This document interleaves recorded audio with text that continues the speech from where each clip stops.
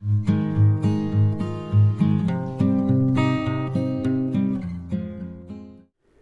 Dear students, welcome to Kataria pharmacy. So students, हम study कर रहे थे B pharma first semester human anatomy and physiology.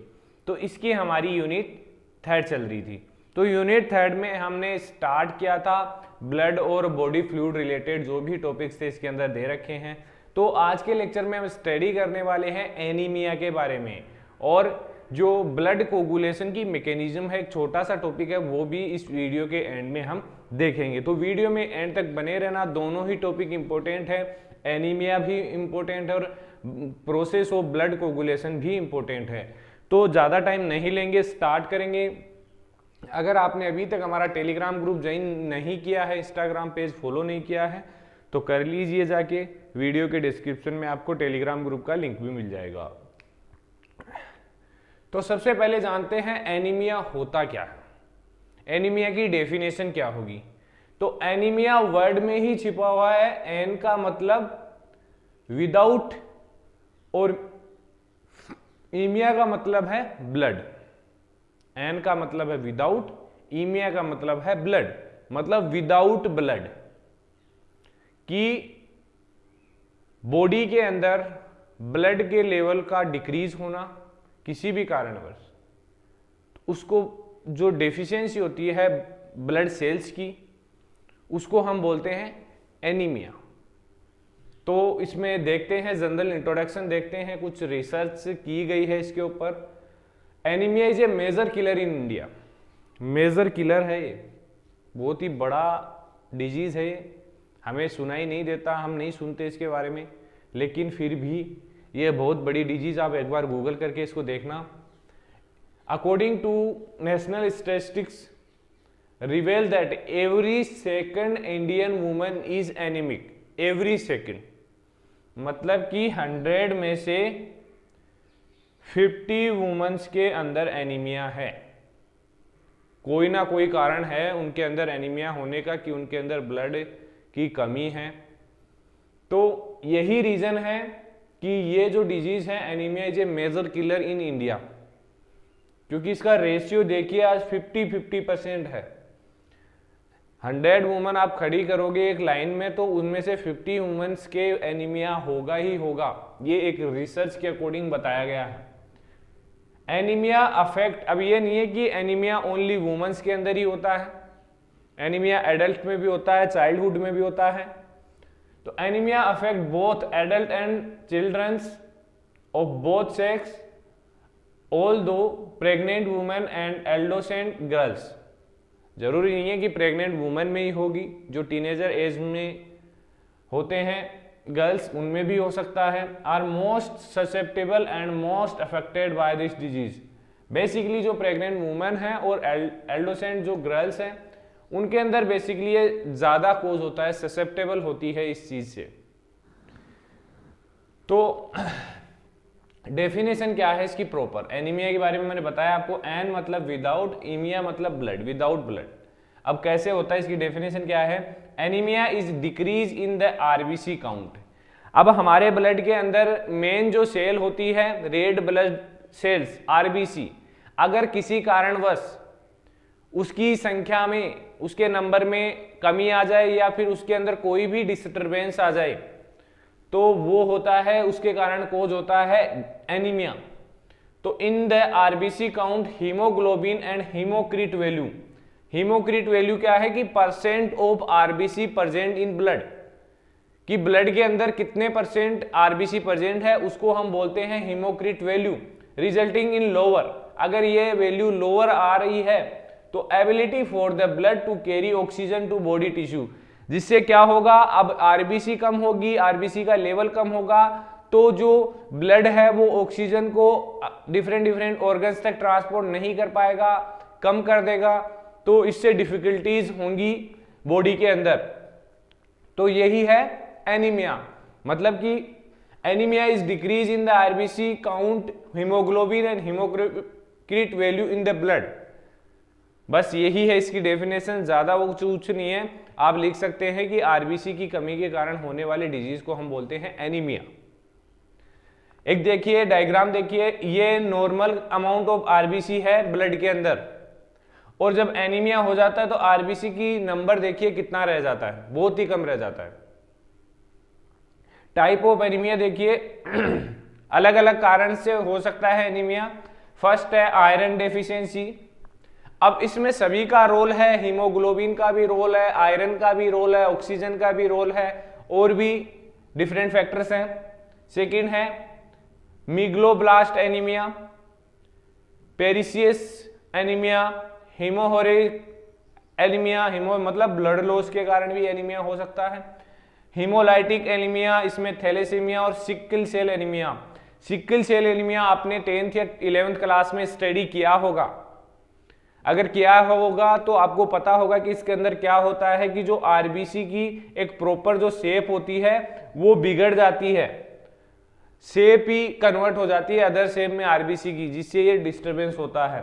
Aplastic anaemia, तो ये टोटल 6 टाइप के एनीमिया हैं। ये इसके टाइप है, इनके डिटेल में हम स्टडी नहीं करने वाले हैं क्योंकि इतना हमारा पूछा नहीं जाएगा एग्जाम के अंदर। आपको डायरेक्ट एनीमिया की डेफिनेशन पूछी जा सकती है या फिर शॉर्ट नोट्स एनीमिया पे पूछा जा सकता है। अब देखते हैं पैथोफिजियोलॉजी कि एनीमिया प्रोसेस क्या है, इसकी कैसे कोज होता है। तो सबसे पहले क्या होगा, decrease in number of RBC, haemoglobin और हीमोक्रिट वैल्यू, इन तीनों के अंदर डिक्रीज होगा, इनकी संख्या में डिक्रीज होगा। डिमिनिश्ड ऑक्सीजन कैरिंग कैपेसिटी, जिससे क्या होगा कि जो ऑक्सीजन कैरिंग कैपेसिटी होती है ब्लड की वो कम हो जाएगी। उसके बाद क्या होगा, hypoxia and hypoxia induce effect on organ function. Hypoxia का मतलब क्या है कि बॉडी के अंदर ऑक्सीजन की कमी हो जाती है, उसको हम बोलते हैं हाइपोक्सिया। अब ऑक्सीजन कमी होगी तो प्रॉपर ऑक्सीजन सप्लाई नहीं होगी ब्लड ऑर्गन तक, तो जिससे क्या होगा, sign and symptoms of anaemia, जो भी साइन एंड सिम्टम्स है एनीमिया के वो कोज होंगे और दिखने लगेंगे बॉडी के अंदर। तो ये एक सिंपल पैथोफिजियोलॉजी है एनीमिया की, इजीली आपको समझ में आई होगी। फिर भी कोई डाउट है तो आप कमेंट करके बता सकते हैं। Sign and symptoms, easy fatigue and loss of energy, मोटापा बढ़ेगा, एनर्जी नहीं रहेगी शरीर के अंदर, ये कुछ साइन एंड सिम्टम्स है। Unusually rapid heart beat, heart beat बढ़ेगी। पार्टिकुलरली विथ एक्सरसाइज, थोड़ी सी भी अगर नॉर्मल भी एक्सरसाइज किया आपने तो आपकी हार्ट बीट बढ़ेगी। शॉर्टनेस ऑफ ब्रेथ सांस लेने में तकलीफ होगी। हेडेक होगा पार्टिकुलर विथ एक्सरसाइज, कोई भी एक्सरसाइज करोगे चलोगे फिरोगे तो आपको हेडेक होगा और हार्ट बीट आपकी बढ़ेगी, शॉर्टनेस ऑफ ब्रेथ होगी। इंसोमेनिया, नींद नहीं आएगी बिल्कुल भी, आपको नींद में बहुत ही प्रॉब्लम हो जाएगी। येलोइश आइस येलो पड़ जाएगी। तो ये कुछ साइन एंड सिम्टम्स थे एनीमिया के। आई होप एनीमिया आपको समझ में आया होगा। इतना ही इस लेक्चर के अंदर हम देखने वाले हैं एनीमिया के बारे में। अब देखते हैं हम प्रोसेस ऑफ कोगुलेशन। कोगुलेशन की हमें चोट लगी है, ब्लड हमारा निकल रहा है, तो वो धीरे धीरे ऑटोमेटिकली जो ब्लड लॉस होना बंद हो जाता है, उसकी क्या प्रोसेस है, कौन कौन से फैक्टर्स उसके अंदर इन्वॉल्व होते हैं, वो सब कुछ हम देखने वाले हैं नेक्स्ट स्लाइड में। उससे पहले अगर आपने अभी तक हमारे नोट्स परचेज नहीं किए हैं तो वीडियो के डिस्क्रिप्शन में टेलीग्राम ग्रुप का लिंक मिल जाएगा, वहां जाके आप अफोर्डेबल प्राइस में नोट्स परचेज कर सकते हैं। मैकेनिज्म ऑफ कोगुलेशन, कोगुलेशन को हम क्लोटिंग भी बोल सकते हैं, ब्लड कोगुलेशन या ब्लड क्लोटिंग।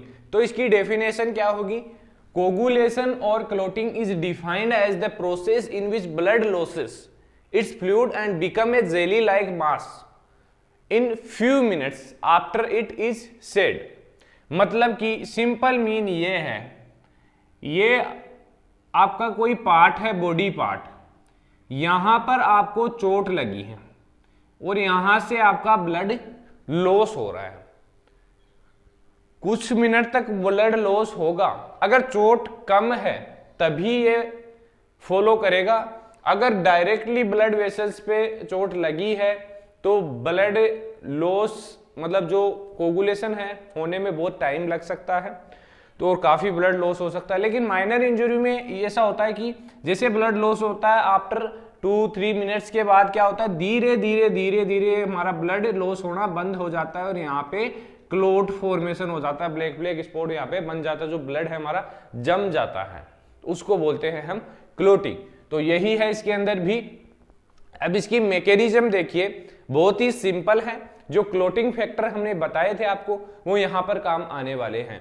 तो फर्स्ट सबसे पहले क्या होगा, ruptured platelets and damage tissue. कोई भी टिश्यू है डैमेज हुआ हो, उसके बाद ये प्रोसेस स्टार्ट हो रही है, तो इसमें कैल्शियम की प्रेजेंस में थ्रोम्बोप्लास्टिन रिलीज होगा। थ्रोम्बोप्लास्टिन एक ब्लड क्लोटिंग फैक्टर है जो रिलीज होगा। तो थ्रोम्बोप्लास्टिन क्या करेगा, प्रोथ्रोम्बिन, ये है हमारा एक ब्लड क्लोटिंग फैक्टर जो इनएक्टिव प्रेजेंट होता है। तो इस इनएक्टिव ब्लड क्लोटिंग फैक्टर को थ्रोम्बोप्लास्टिन किस में कन्वर्ट कर देगा, थ्रोम्बिन में, जो एक्टिव होगा। अब थ्रोम्बिन क्या करेगा, थ्रोम्बिन फिर से कोई एक्टिव एक सोल्यूबल जो ब्लड क्लोटिंग फैक्टर था फाइब्रिनोजन, उसको इनसोल्यूबल फाइब्रिन में कन्वर्ट करेगा, क्योंकि पहले सोल्यूबल कंडीशन में था, अब हमें क्लोटिंग करनी है, ब्लड कोगुलेशन करनी है, तो ये इनसोल्यूबल में कन्वर्ट होगा। देन ये फाइबर हो गया, ये फाइबर में कन्वर्ट हो गया, तो जो ब्लड सेल्स है उनको ट्रैप कर लेगा, एक जाल के रूप में यहाँ पे ट्रैप बन जाएगा एक तरीके से, तो यहाँ से ब्लड लॉस नहीं हो पाएगा। तो बहुत ही इजी एंड सिंपल प्रोसेस है, ये फ्लो चार्ट आपको याद होगा तो ये जो टॉपिक है आप कहीं पे भी मिस नहीं करेंगे। ये फ्लो चार्ट आपको याद रखने पड़ेंगे। बेसिकली 3 स्टेप्स ही है इसके अंदर, ज़्यादा कुछ हार्ड नहीं है। Red blood cell trapped in meshwork of fibre, fibre के मेशवर्क में ब्लड सेल्स हैं वो ट्रैप हो चुकी हैं और यहाँ से आगे हमारा ब्लड लॉस नहीं होगा। तो आज के लेक्चर में इतना ही देखेंगे। आई होप दोनों टॉपिक्स आपको कवर हो चुके हैं। वीडियो अच्छी लगी तो वीडियो को लाइक जरूर करें और चैनल को सब्सक्राइब कर लीजिए और अपने दोस्तों तक भी शेयर कर दीजिए। मिलते हैं नेक्स्ट वीडियो में।